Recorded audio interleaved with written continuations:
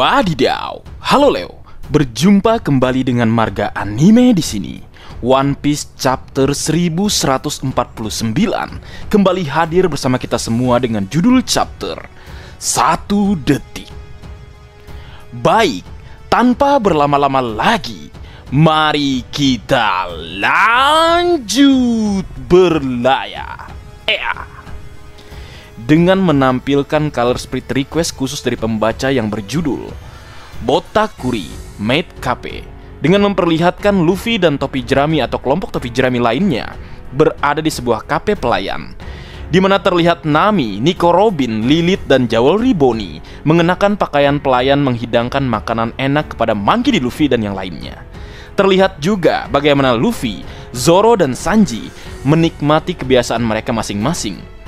Luffy yang sibuk dengan makanan yang dihidangkan Maid, Zoro dengan minumannya, dan Sanji dengan mata cintanya. Color split ini begitu fresh sebagai pembuka chapter 1149.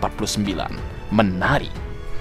Kemudian One Piece chapter 1149 dimulai dengan halaman pertama memperlihatkan lanjutan chapter sebelumnya, saat Chopper Gaban berhasil menebas Sommers dengan serangan yang sangat kuat, di mana Jinbe, Usopp, Nami, Nico Robin, dan Brook yang menyaksikan hal tersebut terkejut melihat Chopper Gaban muncul dengan percikan haki pada kapaknya.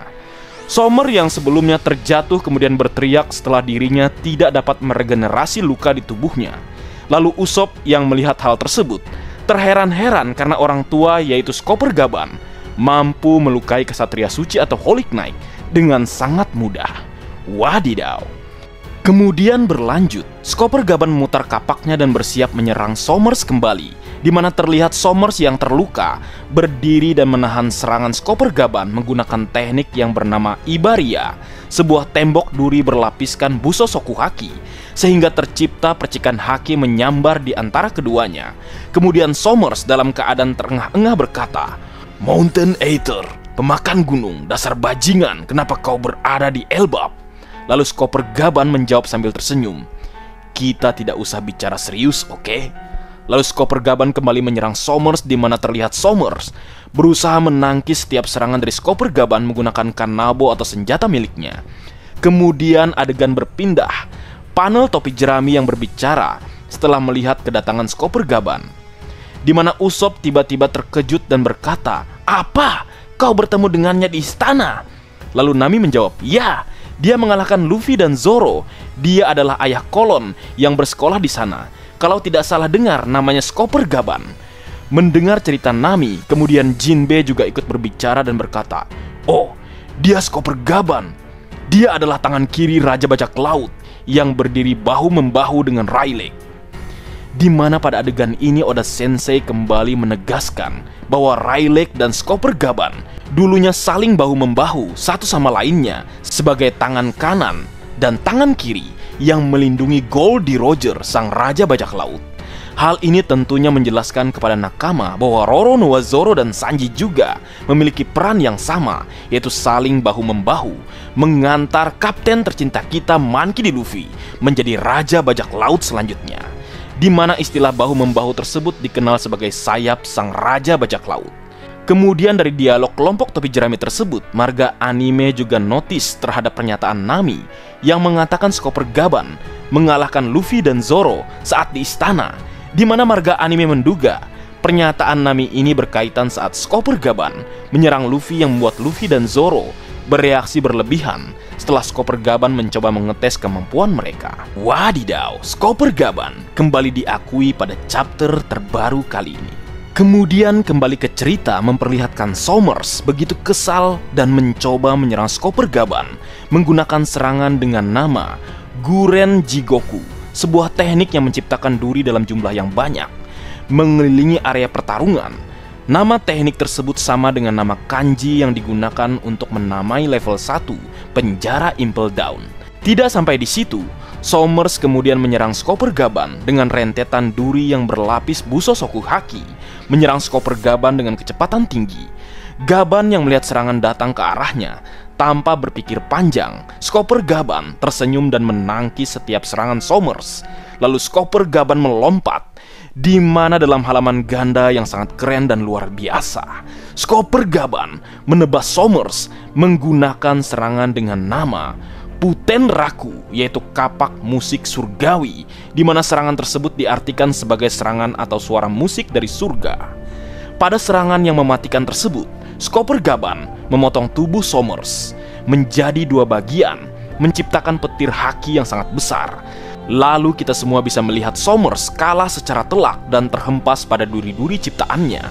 Melihat betapa gilanya Skopper Gaban menghabisi Somers, aku jadi begitu takut bagaimana kekuatannya pada masa frame-nya yang tidak diperlihatkan Oda sampai saat ini. Wadidaw, chapter kali ini Oda Sensei benar-benar memperlihatkan betapa kuatnya Skopper Gaban, orang nomor 3 dalam bajak laut Goldie Roger, di mana Skopper Gaban di chapter kali ini berhasil mengalahkan Somers dengan sangat mudah hanya dengan 1 kapak miliknya.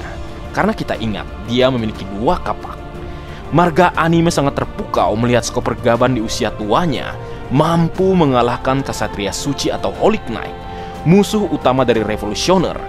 Kemudian pada pertarungan ini dipastikan bahwa Skopper Gaban juga memiliki Hausoku Haki, di mana percikan haki pada kapak milik Skopper Gaban mengkonfirmasi bahwa dirinya juga menguasai Hausoku Haki tingkat tinggi seperti Roger dan Riley.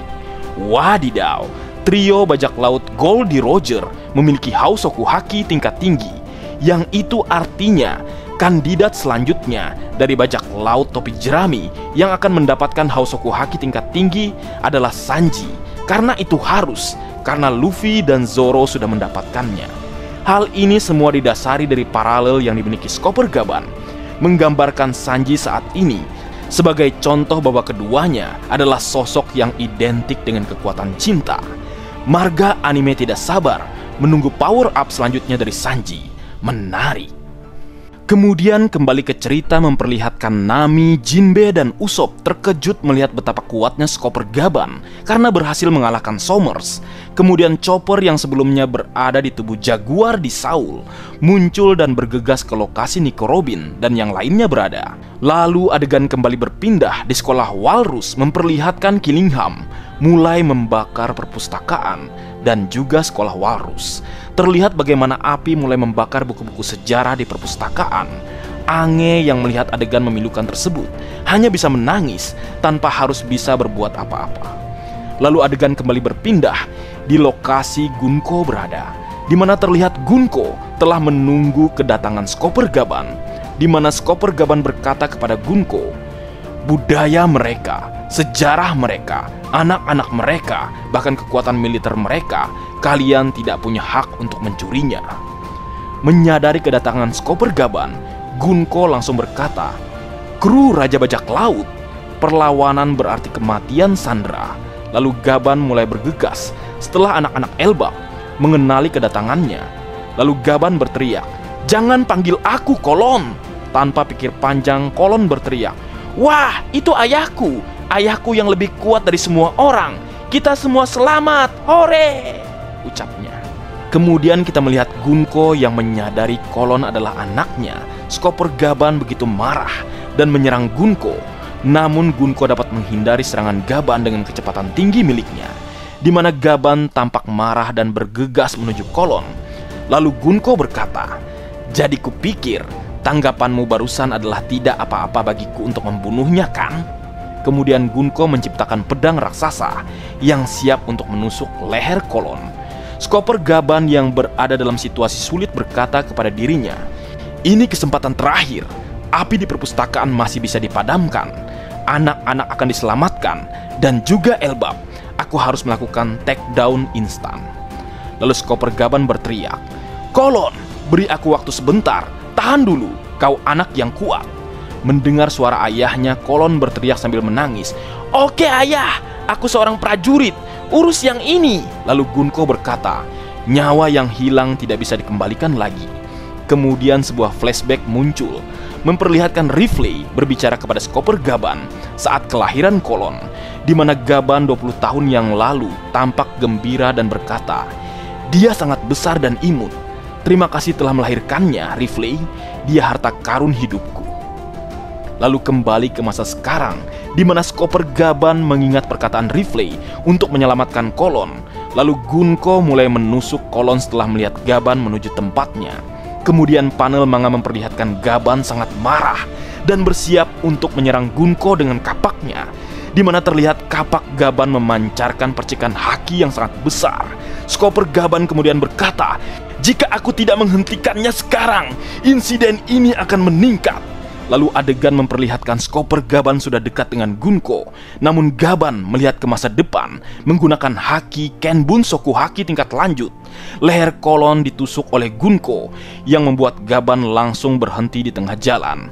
Skopper Gaban melempar kapaknya ke bawah dan melakukan posisi tangan terangkat yang sama ketika dia menyerah terhadap Luffy dan Zoro. Tetapi kali ini dia emosional dan menangis. Lalu Skopper Gaban berkata, "Tolong hentikan. Aku menyerah. Maafkan aku, Elbap." Melihat Skopper Gaban menyerah, Gunko berkata, "Sungguh makhluk yang lemah." Lalu kemudian adegan memperlihatkan Gunko menembakkan 3 anak panah ke Gaban dan menembus dadanya, membuatnya jatuh ke dunia bawah. Kita melihat Skopper Gaban tanpa perlawanan dengan luka di dada jatuh dengan sangat menyedihkan. Pada adegan emosional ini, Skopper Gaban tersenyum sambil menangis, dan Kolon hanya bisa berteriak melihat ayahnya. Sungguh menyedihkan, pengorbanan Skopper Gaban begitu besar untuk anaknya. Bahkan dia merelakan Elbap. Pada chapter kali ini, Oda Sensei membuat kita para nakama mengenal seperti apa sosok dari Skopper Gaban.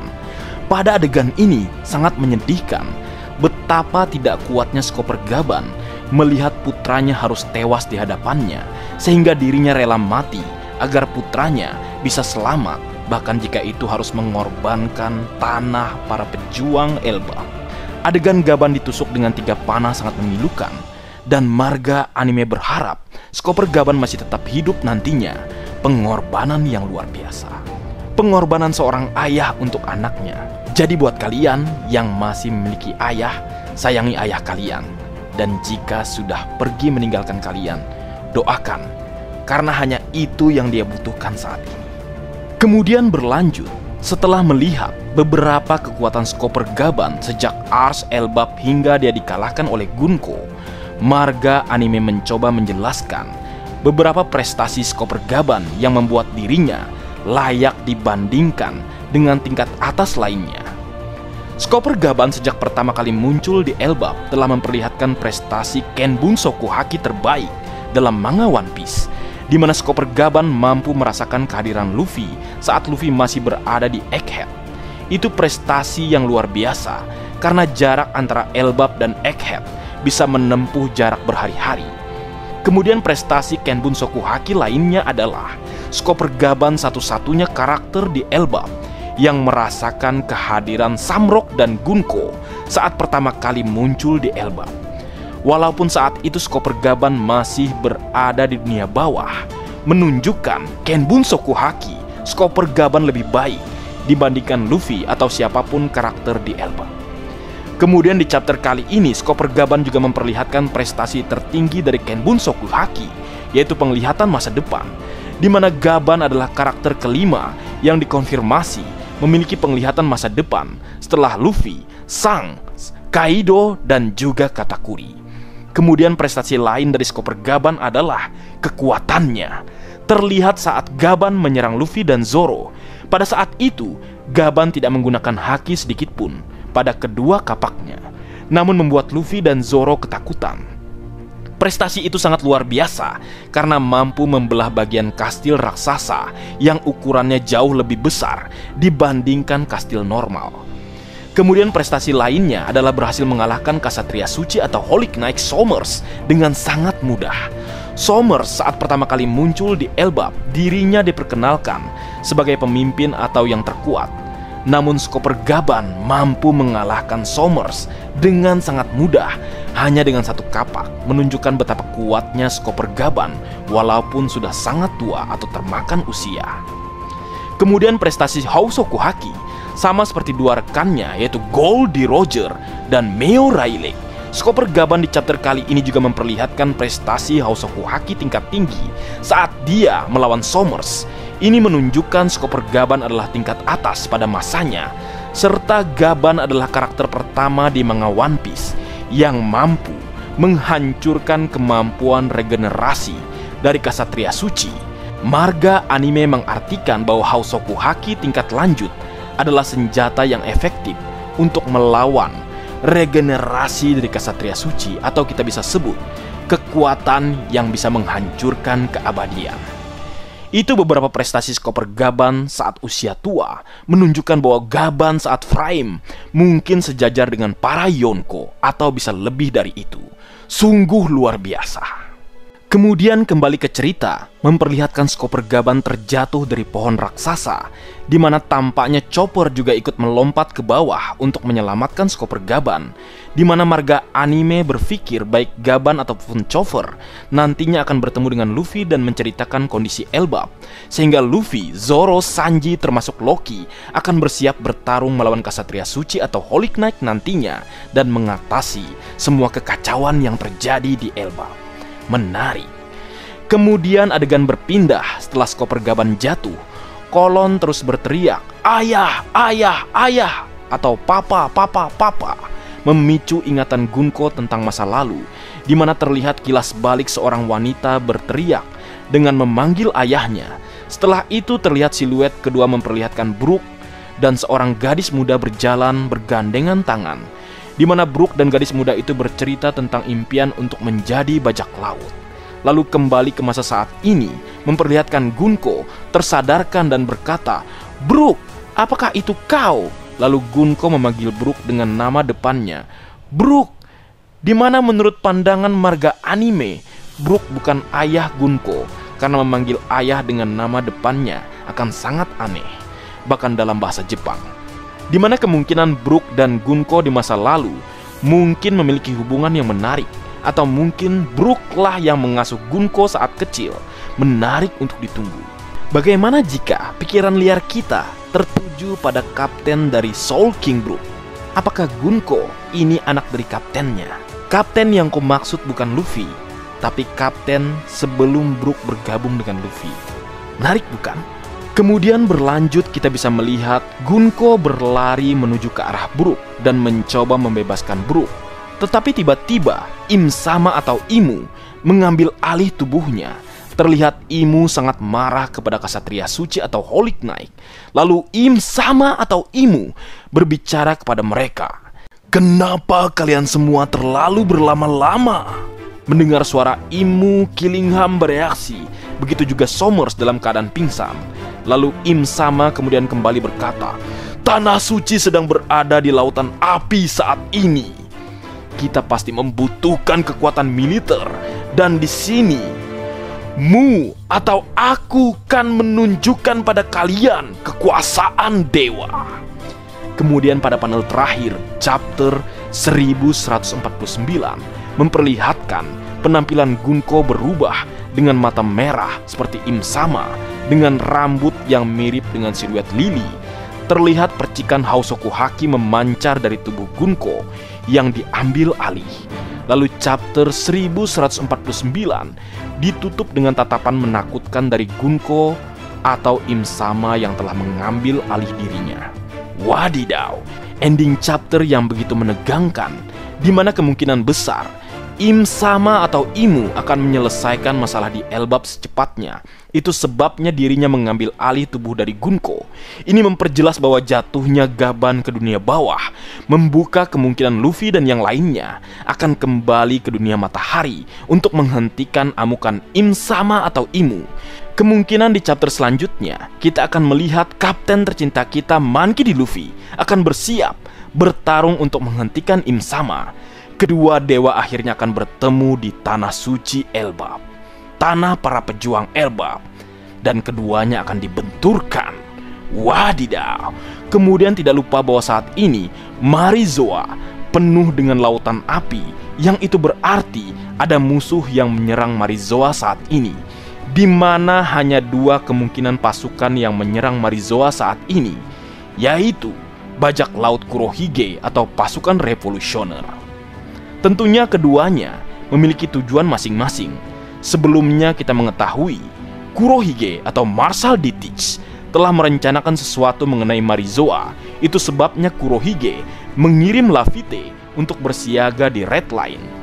Kemudian ditambah fakta bahwa Katarina Devon juga memiliki salinan dari Saint Saturn. Ini memperjelas Kurohige telah menyiapkan misi untuk menyerang Marizoa di kondisi di mana hampir semua admiral saat ini terpencar tanpa ada satupun yang berada di markas besar angkatan laut. Kemudian kandidat lainnya adalah pasukan revolusioner. Kedatangan pasukan revolusioner juga menjadi alasan kuat Marizoa terbakar saat ini. Karena pidato terakhir Dr. Vegapunk jelas mempengaruhi semua orang di One Piece, terutama pasukan revolusioner sebagai musuh utama pemerintah dunia. Di mana Monkey D. Dragon mungkin telah memulai perang dengan pemerintah dunia dengan memulai mengacak-acak Marizoa dengan kehancuran. Di mana kedua spekulasi ini kemungkinan akan terjawab pada chapter selanjutnya. Kalian memilih yang mana? Kubu mana yang kalian pilih yang saat ini menyerang Marizoa? Apakah kubu pasukan revolusioner atau kubu Yonko Kurohige? Dua-duanya sama-sama menakutkan dan mengerikan. Bagaimana jika terbayang keduanya yang menyerang bersamaan dan di waktu bersamaan? Dan kabar terakhir, minggu depan tidak libur. Mantap. Baik, mungkin segitu dulu yang bisa aku bagi bersama kalian, Leo. Semoga kalian terhibur dengan apa yang aku buat dalam kesempatan kali ini. Terakhir, jika ada kesalahan dalam pengucapan atau hal yang menurut kalian kurang pas atau kurang tepat, Marga Anime memohon maaf yang sebesar-besarnya. Sekian.